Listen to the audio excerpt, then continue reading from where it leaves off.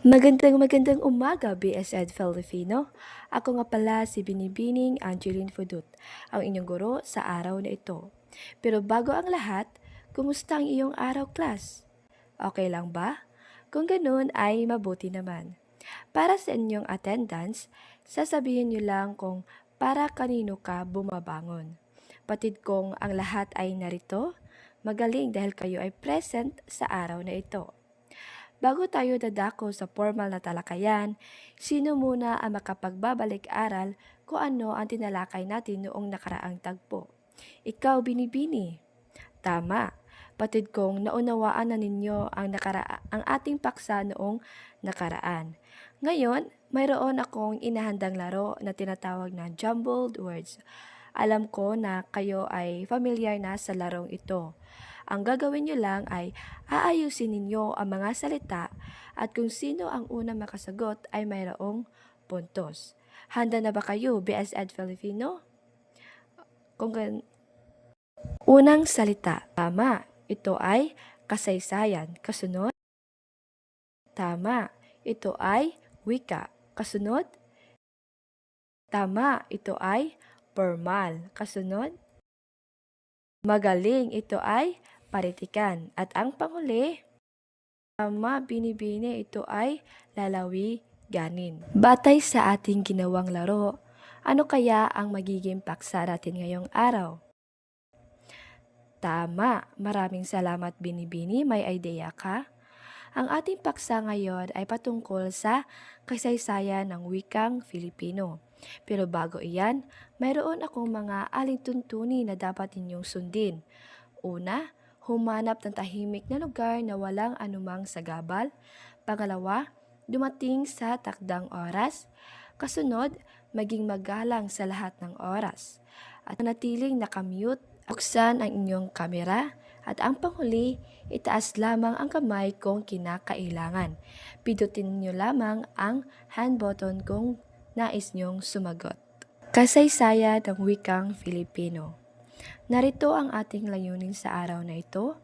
Pagkatapos ng talakayan, ang mga mag-aaral ay naasahang una, na ilalahad ang kasaysayan ng wikang Filipino.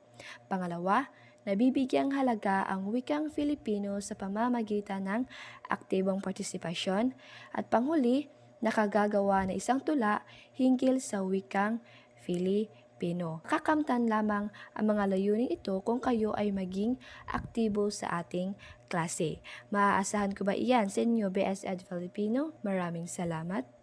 Wikang pambansa. Ang Pilipinas ay isang malayang bansa na may sariling wikang pambansa. Ito ay ang wikang Filipino. Ibig sabihin, ang ating wikang pambansa ay wikang Filipino. Nang dahil sa wikang Filipino, tayo ay nagkakaisa at nagkakaintindihan. Ang ating bansa ay mahigit sa 7,000 na kapuluan na may iba't ibang wika. So, tunay lamang na hindi lang tayo mayaman sa mga likas na yaman, kundi mayaman din tayo sa wika. Kasunod, wikang opisyal. Ang wikang opisyal ay ito ay mga wika na tumutukoy sa ginagamit na opisyal na lingwahe ng isang bansa. Bukod rito, ang mga bansang katulad lang Pilipinas ay may iba't ibang dialect o dialekto maliban sa wika na opisyal. So, ibig sabihin, ginagamit ang wikang opisyal ng pamahalaan sa mga dokumento, batas, paaralan, at iba pang formal na gawain. Kasunod, wikang panturo. So, ang kulturang Pilipino ay isa sa pinakamahalagang paksa na dapat pag-aralan ng mga kabataan. Dahil dito, masasabi natin na ang wikang ginagamit sa pagturo o ang wikang pagtuturo ay napakahalaga. So, wikang panturo naman ay ito ang ginagamit ng guro sa pagtuturo sa paaralan. So, halimbawa nito ay ang wikang Ingles at ang Filipino.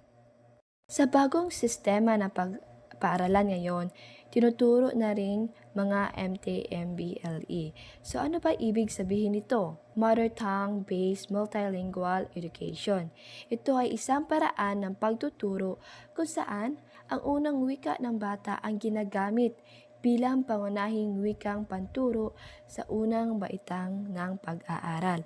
Halimbawa nito ay Cebuano, Ilocano, Kapampangan, Waray at iba pa. So yan, at pagkatapos nito, unti-unti silang tinuturuan ng wikang Filipino at Ingles habang sila ay sumusulong sa mas mataas na baitang.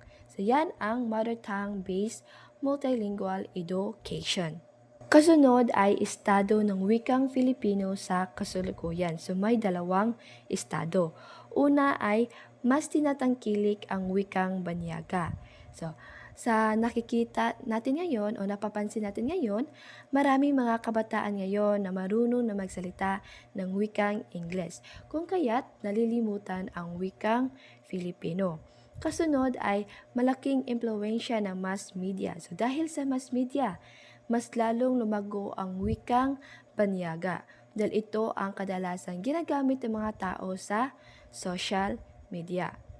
Kasunod, antas ng wikang Filipino sa pakikipagdiskurso. Ang tawag sa paggamit ng wika bilang paraan ng pagpaparating ng mensahe ng isang tao sa kanyang kapwa upang siya ay lubusang maunawaan. So, ibig sabihin, ang pakikipagdiskurso ay isang paraan upang tayo ay makikipagsalamuha sa kapwa gamit ang wika. So, may dalawang antas. Ito ay ang formal at ang informal. So, una, formal. Ito ay antas ng wika na standard at kinikilala o ginagamit ng nakakarami. So, halimbawa nito ay sa paaralan o opisina. So, kapag tayo ay makikipag-usap sa guro, tayo ay formal na nakikipag-usap. At sa opisina naman ay kapag tayo ay nakikipag-usap sa ating boss, tayo ay nakikipag-usap din sa formal na pamaraan. Kasunod ay may dalawang uri ng formal. Ito ay ang pambansa at pampanitikan o panretorika. So una, pambansa.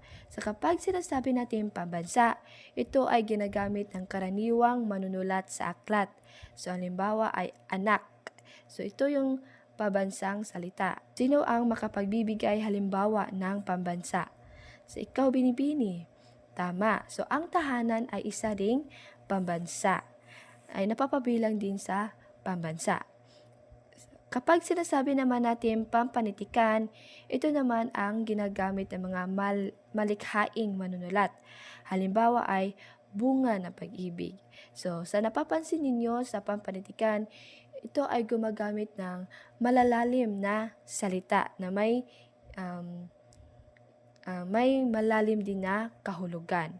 So, sino ang makapagbibigay halimbawa sa pampanitikan?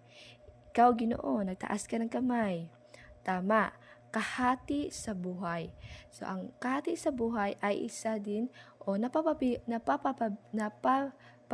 din sa pampanitikan. Naintindihan lang ba? Kung gayon ay dadako naman tayo sa informal. So, ito ay antas na wika na karaniwan, palasak, pang-araw-araw, madalas gamitin sa pakikipag-usap at pakikipagtalas-tasan. So, may tatlong uri ng informal. Una ay lalawiganin. So, ito ay ginagamit ng mga tao sa particular na puok o lalawigan. So, halimbawa ay maadyong buntag. So, saang lalawigan ito ginagamit? Sa Bohol. Tama. So, sino pa ang makapagbibigay? Magaling. So, tunay na naintindihan ninyo ang lalawiganin. Kasunod ay kolokyal. So, kapag sinasabing kolokyal, ito naman ang pagpapaikli ng salita. So, halimbawa ay, meron ka bang dala? So, ano ang pinaikling salita doon? Ito ay ang meron. So, kung sa maayos sa salita, ito ay mayroon. So, yan ang kolokyal. So, sino? Naintindihan lang ba? Maraming salamat. Panghuli ay ang balbal. So, kapag sinasabi naman nating balbal, ito ang salitang kalye, salitang kanto na tinatawag na slang words. So, halimbawa ay lesbo. So, ano ibig sabihin ng lesbo? Pulis. Tama. Ano ang makapagbibigay ng halimbawang balbal? Ikaw binibini, ang ibig sabihin ng Noypi ay Pinoy. So tama. Ngayon ay naintindihan niyo na ang kasaysayan ng wikang Filipino. May mga katanungan pa ba hinggil sa paksa? Kung gayon ay dadako na tayo sa pagpapahalaga. Bakit nabibigyang halaga ang wikang Filipino sa pakikipagtalastasan araw-araw? Ikaw, Ginoo, nagtaas ka ng kamay. Magaling, tama si Ginoo, na mahalaga ang wikang Filipino sa pakikipagtalastasan araw-araw dahil ito ang pangunahing paraan upang tayo ay magkaunawaan at maipahayag natin ng mabuti ang ating mga sariling damdamin, kaisipan, opinyon o idea. Ngayon, dadako naman tayo sa inyong gawain. Sa isang buong papel, gumawa ng isang tula hinggil sa wikang Filipino na may 4 na saknong at 4 na taludtod. Narito ang mga kriteria: nilalaman 10 puntos, pagkamalikhain 10 puntos, orihinalidad 10 puntos, kabuuan ay 30 puntos. Ipapasa niyo ito sa susunod na tagpo. Yun lamang sa araw na ito. Maraming salamat sa inyong pakikinig at sa inyong aktibong partisipasyon sa araw na ito, Best Ed Filipino. Maraming salamat.